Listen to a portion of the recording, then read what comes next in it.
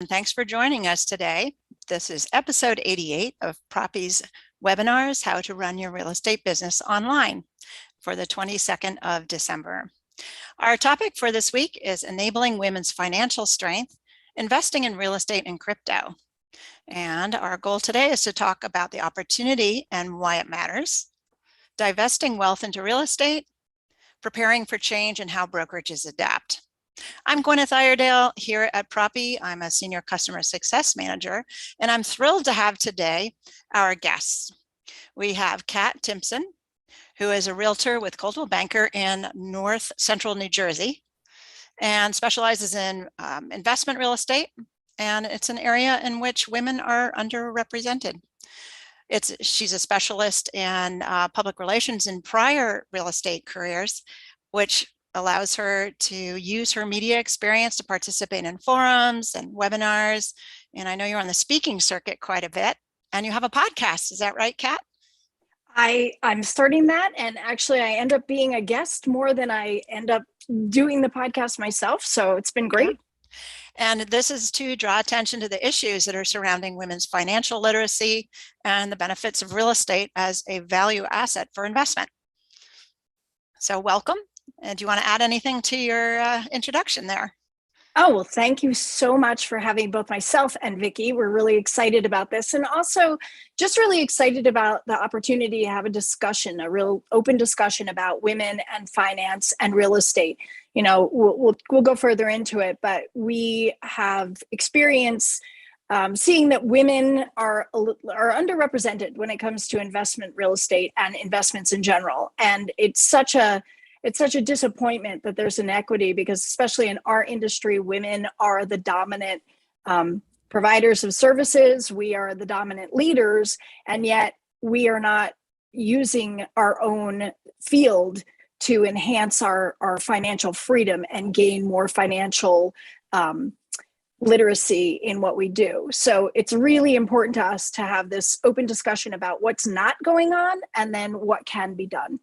Excellent. Well, we're thrilled to have you address this important issue.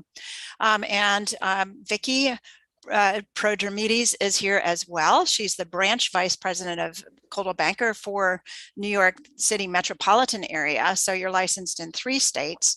And gosh, you've got 30 years of full-time residential and small commercial real estate brokerage experience. That's fantastic. And you also are focusing on new talent development, support, and real estate as a business coach. You focus on residential property sales and investment management and finance. And I understand you're an investor yourself. Is that right? Correct. I have been. I am not currently, but have been in the past. Right. Over the 30 years. Yes. Yep. And you've won awards. You deal in 1031 exchanges. And you are a specialist in contract review and amendments, negotiations, real estate investment and financing, exit positioning and strategy, and long-term goals. Correct. So what a fantastic background to be here on the webinar and join us in this dialogue. Did you want to add anything to that? Yes, thank you. Thank you so much for having me, Kat. Thanks for inviting me. I'm looking forward to sharing all of my experiences and my viewpoints on how we as women can do more to help our own wealth and growth. As Kat touched on, realtors predominantly are women. There's more men in it now, but it's predominantly women, but yet we don't see a lot of women doing the investing. We list the houses, we buy the houses, we represent buyers and we represent sellers. But as a whole, we're not very strong as far as being the leaders in the investment aspect of it, which is a shame. It's a lost opportunity, in my opinion. So. Yep. Absolutely. We're probably going to touch on some investment topics here, some statements, and just a disclaimer that nothing we say here is to be construed as advice. We're just sharing some information, and hopefully our viewers will take away some really good ideas or glean some places where they can see themselves in investments in real estate and or crypto. So that will lead us to the first bullet point here on the topics that we plan to discuss today. There's an opportunity here. We've already reveal that there is a shortfall in women in investment and in real estate and crypto. So Kat, maybe you could touch on the opportunity and why is it important? Well, thanks. Absolutely. So the one thing that we really didn't even start with, but let me preface, women are by definition and by data great in investments. They are patient by nature. They are willing to do the work. They are good about relationships. These are things that you really need to have as aspects of your personality in order to be a good investor. So right off the bat, it's really a shame that we're not taking advantage of sort of just natural tendencies. And as I said, it's not an opinion, that's data.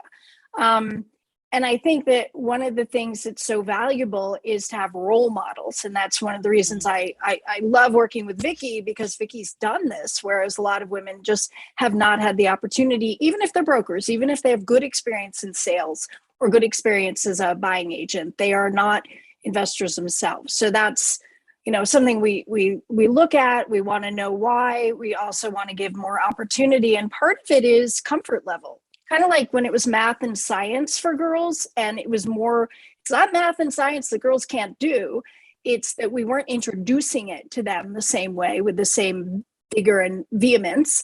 And we took it to mean that they weren't capable of it. The same with real estate investing. Women are completely capable of it, but we don't enhance their opportunities the same way. Yep. And so something led you to this position in life, Kat.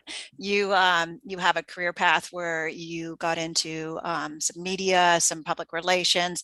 When did it Correct. first dawn on you that this is an important gap in how our society enables or facilitates women in empowering in finance?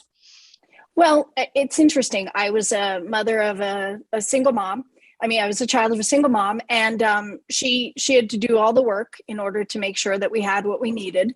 And so I saw firsthand how valuable it is that women have their own money. But interestingly, the marriage that I was in, no negative, but my ex was actually a Wall Streeter, and he ended up taking on a lot of the financial information and care in our household, which is fine. We both had roles that we took on. And I knew what was going on, but I didn't take care of the things, meaning I was aware. It wasn't like anything was going on that I wasn't aware of, but I wasn't the one going out and making sure that, it was the best rate on the mortgage, or that we had the lowest possible price for home or health insurance. So it really was a matter of kind of, as I was coming to the end of my marriage, going, wow, I really need to educate myself. And when I started talking about it and saying, I'm concerned for myself, I ended up meeting other women across the country who are well educated, who have great careers, who would say to me, wow, I'm in the same boat, or I was in the same boat. I wish I had had somebody to talk to about it, because unfortunately, not only are women less prone to be investors, but women tend to really suffer when they do have separations. When they're divorced or separated, women's income tend to go down by about 30%, whereas their partners during that time actually have an increase in their income. So the sort of my own experience coupled with the data that shows a lot of inequity really enhanced my desire to talk about this and to get people out and aware, at best, and doing more for themselves and really trying to gain financial freedom. Wow. And then you were drawn to real estate. And was that related, that you understood that real estate might be a good investment? Is that how you It's made that leap? interesting. As much as I wasn't, quote, involved in finance in my household, I was the lead for buying and selling homes. So we moved to New Jersey in 1998, and we started with a home that was about $185,000, which seemed like tremendous amount for us when we were a young couple. And we bought and renovated and bought and sold and renovated. We ended up having about 5 homes over the course of 22 years. And we sold, in between 1 and 2 million by the time we were at the end. So we learned a lot, and I learned a lot. And so when I had a great friend who was in real estate in our area, which was booming at the time. And she said, please help me. Like, you know everything about being a buyer and a seller. And that's kind of true, because once you've gone through many of these kind of transactions, you know an awful lot. You may not know everything, but you know an awful lot. So it was not a hard leap to go into real estate from that, to just get my license, because I actually was doing the work of basically investing, just without it being a separate or passive income. And you are a great addition to Coldwell Banker. Vicki, is Kat the kind of person who maybe she was just starting out in her career that Coldwell Banker is trying to attract, and 100%. the experience? Yes, Yeah. Do you want to talk about that? Can you see that? Yeah. Yes. It's her Yes. energy. In our industry, I think there's a misconception. We don't make anybody buy or sell a house. This is a people industry. It's a transaction-based industry. It's a relationship industry. Hence why Kat does very well in this industry. It's a relationship with every customer, and building those relationships then filter out to other transactions and so on and so forth.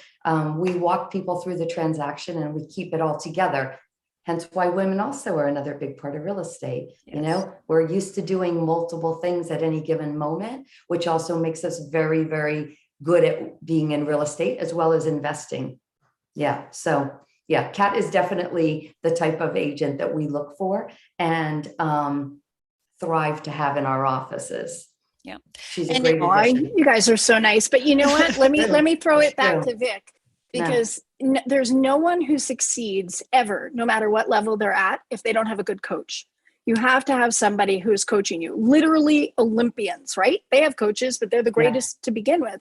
They still have coaches. So the kind of managers that we have at Coldwell Banker, from my experience, especially with someone like Vicki, she's been amazing. And that's key. You can't just have a one-sided relationship in real estate and really learn the business. You've got to have it. Somebody who's willing to teach you new things, but also to teach you from their own experience. Thank you. Thank you. And to Kat's point, that is something that at Coldwell Banker, I am not unique in that sense, because there's a lot of really amazing managers in my position in other offices. So it's just something that comes from the top down within the corporation, within the company.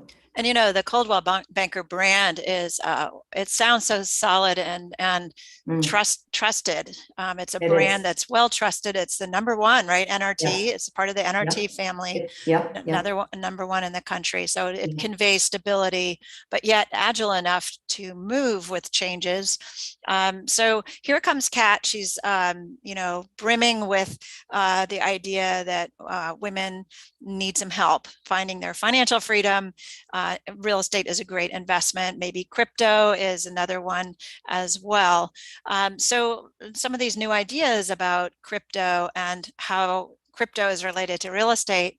How does Coldwell Banker respond to some of these changes? Maybe it's career changes, or maybe it's how you position Coldwell Banker.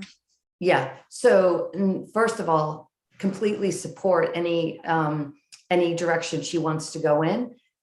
So when she came to me with the crypto ideas, we started talking about it, learning about it, educating ourselves about it. Corporate as well it's already on our radar at Coldwell Banker. We know that it's coming. We know that it's becoming a bigger part of the conversation. There's conversations in multiple offices, but also at the corporate level within Coldwell Banker. So it's not a matter of when, it's if, it's a matter of when, right? Wow. Yeah. Excellent. So Kat, you've divested into crypto a bit, and then you've met a lot of people who are wealthy and in crypto holdings, whether they bought Bitcoin several years ago, or I've heard the expression cryptonaires, and you may have an opportunity to explain about the importance of something more stable like real estate. Does that enter into some of the conversations and the people you meet? How does that sound? Absolutely. I think that people in my industry are always interested in sort of what the next great thing is, but with a balance. And one thing, going back to Coldwell Banker happens to be one of the many brokerages, but small, but many brokerages who are using, for example, Propy and are on the platform, recognizing that there are a variety of ways that we can come to home ownership, and using something that's new and different, that's okay, as long as it's in the right situation, like blockchain, where it's protected, where there's lack of fraud, where there's more opportunity for people to use different kinds of currency, because we know that wealth is not just dollars, right? I mean, it comes in a lot of different ways. I'd say that I'm learning more, really honestly, from my kids. My kids are 24 and 21, and they've taught me a great deal about crypto, which is to say I know nothing comparatively, but it is so fascinating to me that there's sort of this new world of finance. And I think that while we're all still sort of processing the fact that it even exists, as Vicky said, it's not if, it's when, we'll understand more. But I think the really important thing about it is that people can come to home ownership in different directions. You have people who are in, a more stable or more traditional, let me say, corporate job, but then somebody might be, working like in the music industry, or they're an artist or something. And so they're getting paid in different ways. That still doesn't mean they don't deserve, I mean, it still means they deserve a home if they want a home, or any sort of property if they want investment. So it's actually really exciting that there's an opportunity that is not just standardized. And the thing that I think is super cool is that because it's new, and because there are so many people that just don't know, women have an opportunity to step right in and go to the head of the class, at least be equitable in our knowledge, because we're all basically starting, at least people in my age, we're starting more or less from zero. So it behooves us to really take on the opportunity to learn about crypto and to find out more about it, because it's just one more piece in a puzzle of financial security and financial knowledge. Yep. I have been warned by my mom time and again, get a credit card, establish your credit rating as a woman. And what if, and I'm divorced, and, so fortunately I have my own bank account, I have this and that, but for me to be able to find a new way, a new vehicle, and get in on the ground floor, it's a little bit past the ground floor on crypto. I should have listened to my 24-year-old 5 years ago. Hey, Mom, do you think we should buy Bitcoin? I don't have $2,000 to buy a Bitcoin, but it's really exciting that there's some new opportunities to really carve out some wealth and be independent. Yeah, I mean, and not to interrupt, but just to say, I think a lot of people who are, again, they haven't really done as much research, but they hear Bitcoin, right? That's it. But I mean, I think there's something like 1,500 coins coming out every day. Now, does that mean that they're all viable and that they're useful? And no, because some of them are for pump and dump. Some of them are schemes. We know that. And some of them have different reasons to exist that have nothing to do with like dollar to dollar or currency to dollar. But it's still, there's just this wealth of knowledge. And as we go forward, we're going to see how the different cryptos can be used. And that's pretty much all you can do for the moment, but that's huge to me. Yep. I went and bought some Ether. Yep. Well, Ethereum is what Propy's on. It's the platform Propy's on. And I was just reading about how so many more blockchain driven items are going to be using the Ethereum platform, that I went and bought a little more Ethereum, even though it might be something I have to hold for a while, but I'm down with that. I'm okay with holding it for a bit. The idea behind Ethereum, it's sort of it's been associated with smart contracts. So anytime you have a series of events that can be bundled together, and if this happens, then do this automatically, pay out here. So it can be programmed to have a series of things. It's perfect for a complex transaction like real estate. So that's why we're on Ethereum, and a lot of banks and financial institutions choose Ethereum as well. So yeah, and it's here, right? It used to be, oh, it's coming, but it's here. And well, can I also say, I'm going to throw it to Vicky, because Vic, we've talked about, like, a lot of people have asked me, well, why do you need blockchain for real estate? Like, you can't follow the money, or why not just use dollars, or why not convert your Bitcoin into dollars and that kind of thing? Vic, like, what are some of the horror stories that happen with people and fraud in real estate? It's a huge problem. We have disclosures upon disclosures upon disclosures of CYAs for our agents to protect them, the liability aspect of it. So what happens is the criminals will take just one little change. You know how easy it is to just change one little letter or one little number in someone's email address.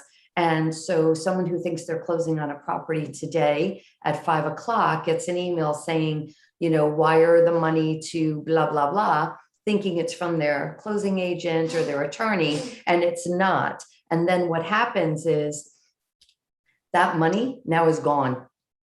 It's gone. And so not only does the person now that thought they were buying a house with that money lost that money most times just by not realizing, never send the money without verifying where you're sending it to. But it's an ongoing, in the industry, it's a huge, huge, huge, huge problem. There's got to be a way. This is obviously a way that could help circumvent that problem. I'm sure eventually, the criminal element will figure out a way to do it with this as well. But at this point in time, if this is a more secure way to do it, it makes sense to do it this way. Yep, absolutely. And, you see on the bottom of emails, we will never ask for your money, and don't do this, don't do that if you deal with the escrow companies. Yeah. The banks are losing tons of money because a lot of times they'll insure it. The people are losing money. The seller who thinks they're having a closing now, the buyer of their house can't close. I mean, it's a whole chain reaction, and it's a huge, huge problem. Huge problem. So what will you see coming? Wallet to wallet. So the transaction will, the seller will say, I will accept a cryptocurrency, and maybe they'll convert it to fiat right away. Right. But it can go right from the buyer's wallet, where they store their currency, into the wallet of the seller, who just goes, and if they want to either hold that or convert it to fiat, they can just turn around and exchange it for dollars. There is an exchange fee, just like any other currency exchange, right? Of course. Yep. And then you're right, it mitigates that risk of fraud. Yep. And we're really well aware of that on our platform when we enable escrow payments on our platform. We have a secure way of doing that. So we've covered a couple of things. We've talked about why it's important to hold up, prop up, and celebrate women in their financial freedom through real estate, and also for crypto. And what happens if you're wealthy with Bitcoin? We've also mentioned, now, is there a role for the real estate agent to say, well, let's take that money and invest in real estate? Is that kind of what you're doing, Kat? I'm starting to, but actually I'm going to throw it back to Vicky, because I'd love her to give the opportunity to the audience to talk a little bit about maybe, how to start investing in real estate. And that could be fiat, or that could be crypto. But the more important thing is, where do you begin? Because I think that's, and not to take anything away, but I think we've missed some of the basics, and that's exactly what we need to talk about to people. Right. Great. The way I started many, many years ago, the way I started was my first house, I held on to it. So the way I advise young people is, don't bite off more than you can chew. Actually buy something that is affordable to you and gives you the opportunity to continue to put money away. And the first house I purchased with 3.5% down. It was an FHA loan, paid it off in 20 years. During that time, though, continued to save money, and then bought a second house, and then moved into that second house and rented out the first house. and then bought a third house and rented out the second and the first house. You see where I'm going? Yep. And then the third house, sold it, and then bought another house and took some of I had a very good capital gain on that one. So took that and bought more. Also secured, while I was doing all of this, also secured a personal line of credit. And what that allowed me to do was I wasn't leveraging my houses that I had. So I wasn't taking, I think a mistake a lot of people do is they'll, back in the early 2000s, took out more than what their house was worth and used it to buy other property, never thinking, what happens if I can't rent it? How many months can I pay for that mortgage without a tenant in there? And then what happens when my house's value, because the market is always up and down, up and down, up and down. It's not a constant upward incline, right? It's sometimes a decline. So being prepared for those things so that you're not vulnerable, because there's a lot of people, what they'll do is they don't get out at the right moment, or they haven't positioned themselves where they can afford. So if you can't afford to carry 10 houses at once, then you don't have 10 rental properties at once. And if you do, then you're going to be prepared to rent them for less than what the market value is if you have to get tenants in there quickly. And I guess you're There's factoring in ways. Huh? you're factoring in the tax consequences or the benefits, I guess, but that changes year to year, right? Correct. The ability to write off your property taxes. So Correct. there's some financial pieces to those equations that do change. All of that. That's all. And when you're buying them, you're always buying them with a formula where I always did a 10% vacancy rate. It's usually 5. I'm a little more conservative. I try to buy them with as little money down as possible, so that you're not tying your money up into the properties, because it should be a long-term play rather than a short-term play. And, right now, a lot of people are investing in flipping, which is fine. That's great. But that's not for the average Joe homeowner who wants to start investing in real estate. That is a much higher risk. It is a much, you need a lot more experience and a lot more skill set and a lot more knowledge of the real estate industry, the contracting business, et cetera, et cetera. And I've done that part of it as well, but that you have to know when the time is right. Yes, and you can get caught holding the bag, like some big company that starts with a Z. Correct. Yeah. Correct. Yeah, that's a big risk. Yeah. Vicky always makes a really great point, and that real estate, no matter when you're investing in it, it's a long-term goal. Like, it is not an overnight get rich quick scheme. Right. It's a build, and you can hear the very intentional way that Vicky did it is exactly what we talk to our clients about, is looking at your big picture, like what is your long-term set of goals and how are we going to get there? Because right now, for example, there's so little inventory that if people are fixing and even flipping, they're not getting a huge return. But if they're doing volume, if they're doing more than 4 or 5 fix and flips at the same, either in succession or similar in time, then there is business to be made. But again, that's not overnight stuff. And to Vicky's point, you really have to know all the aspects. You have to have a team. You have to have great financial people. You have to have a great crew. So that's something that we actually urge people to get as much information. We give that. We really discuss and educate our clients before that, because it sounds so good. But if you don't have both the experience and or a great coach, back to the coaching, in your realtor, because that's really what we are, right, Vic? We're advisors and coaches. Yep. And if you don't have that, then you are really out there in the forest without any protection. Safety net.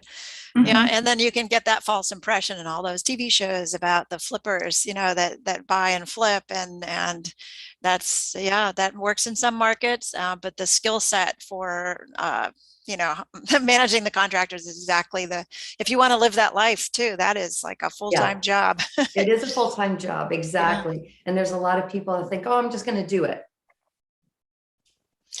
Yeah. So I love that they never show the dirty stuff, like the inspector who didn't come, or he came, or she, really usually he, right? He finally came 2 weeks late, and then they found the littlest thing, but they can't get back to you for 3 more weeks, even though you could fix it the next day. I mean, that never happens on TV, and that's always what happens Always to the us. case. Like if it can happen and go negatively, that is going to happen when you're an investor. And that's the other thing, like that's back to the patience that women generally as a group tend to have, because you have to have it. You can't go and assume that everything is going to go your way. It does not go your way. It will eventually if you stick with it, but it will not depend on, your ability to control the situation. That's just not real estate. Yeah. Right.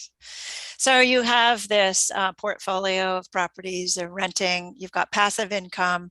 Finally, you're ready for your final exit. And then Kat, with that, or maybe Vicky wants to, is that a 1031 exchange, or how does that work? For everybody, that's going to be different. Mm-hmm. It really depends what your play is next. So 1031 exchange is just a tax deferment, right? Which is a great tool for investors. It's a great tool for businesses. It's a wonderful tax diversion or delay. But that's the other part of real estate investing that a lot of people don't realize is when you do sell it, it's a capital gain, which is a much higher tax bracket than what your paycheck is taxed at. So that's another piece of it.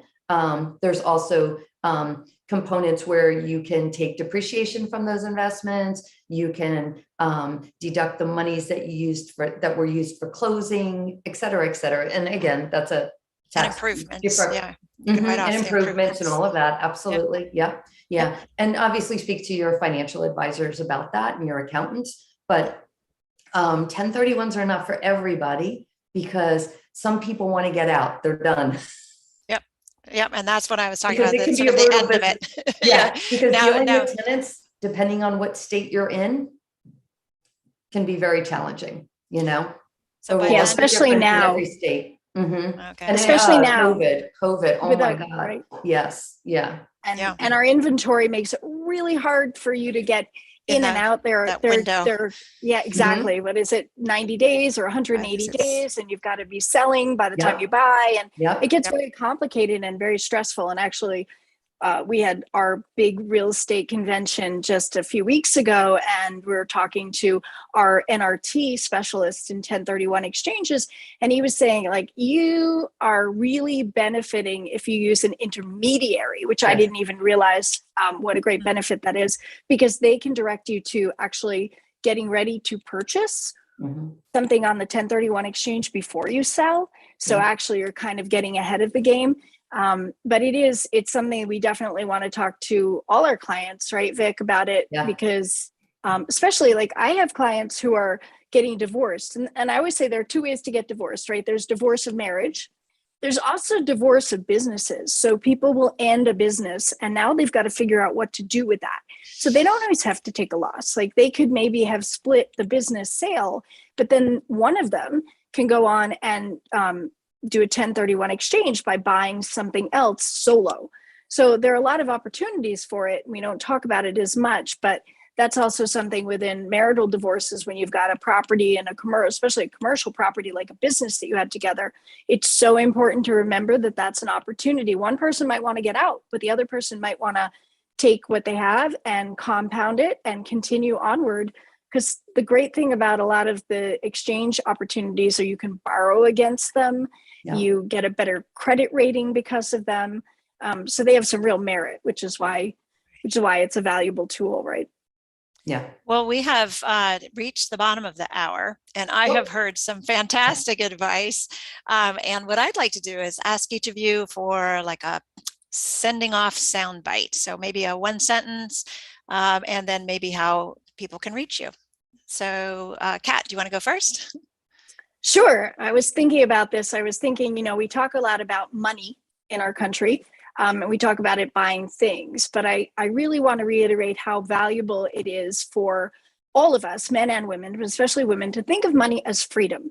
I know that Vicky is a good example, as I said, of somebody who has not had anybody controlling her freedom because she's been in control of her money. And that's my goal. And that should be almost everybody's goal, is that you can use money to gain freedom, and meaning freedom of choice, freedom of opportunities, freedom to do what you need or you want to do. And that's just a qualifying thing about why this is such an important discussion for women and for us in our industry. Excellent. Thank you. Vicki? Yes, thank you. First, thank you both for having me. I appreciate it. I am passionate about my industry. I've been in this industry for over 30 years. I am passionate about women investing in real estate. If anyone wants to reach out to me about maybe making a change in their life, whether it's getting into real estate, whether it's investing on their own, and they want to just talk to me, feel free to reach out to me. I would love to have that conversation. Yeah, Excellent. one thing that I must say, Gwyneth, realtors are not hiding usually. So Kat Timson on Facebook, Kat Timson on Instagram. We're You can so find us available. anywhere. Yeah, we Yeah. can find us anywhere. We're so public about it, for better or Yeah. for worse. But Yeah. that's the thing. So if anyone needs us, please reach out. And of course, Coldwell Banker, we're with Kat Yeah. and Vicki. There aren't that many of us, right? We're pretty individual. Not the way we spell it. a lot of Coldwell Banker agents, but not that many Kats and Vickis. Just saying. Right. Exactly. In New Jersey. Yeah. Gosh, I'm stunned by how much information I learned myself, and I sure hope that our audience here has taken away some really important information as well. So it has been such a pleasure. What I'm going to do is hold up my screen here for the spelling of your names and how people can find you. So I think Instagram or LinkedIn or Facebook, or in some cases. So here is the spelling of both Vicki and Kat's names. They're both at Coldwell Banker. So it has been such a pleasure to have both of you. Thank you so much. And I hope all of you will join us next week. We're going to take a look back at the year that Propy has had, a year full of firsts. And Natalia, our founder, is going to review the past year and the amazing progress we've made in helping forward our mission of making real estate easier to transact. So thank you, both of you, and I wish everybody a happy holiday. You too. Bye-bye. Thank you so much. Take care. Bye-bye. Bye. Bye-bye.